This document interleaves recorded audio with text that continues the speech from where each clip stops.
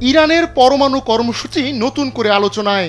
এরই মধ্যে ইউরোপের 3 দেশের সঙ্গে ইরানের পরমাণু কর্মসূচি নিয়ে আলোচনা ব্যর্থ হয়েছে।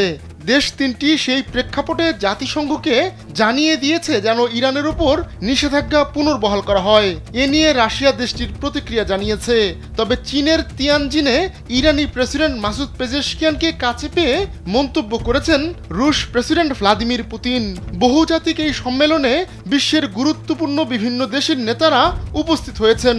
বিশেষ করে মার্কিন প্রেসিডেন্ট ডোনাল্ড ট্রাম্পের চলমান বাণিজ্যিক যুদ্ধের মধ্যে এই সম্মেলন খুবই তাৎপর্যপূর্ণ।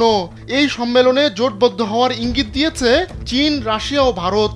সাংহাই কোঅপারেশন অর্গানাইজেশনের এই সম্মেলনে হাজির হয়েছেন ইরানি প্রেসিডেন্টও। সেখানেই পেজেশকিয়ানের সঙ্গে বৈঠক করেন পুতিন। বৈঠকে তিনি ইরানের পরমাণু কর্মসূচি নিয়ে আলোচনা করেন। পুতিন জানান, ইরানকে মোটেও একা ছেড়ে দেননি তিনি, বরং তেহরানের পরমাণু কর্মসূচি নিয়ে নিয়মিতই উভয় দেশের নেতাদের মধ্যে আলোচনা হয় বলেও জানান পুতিন।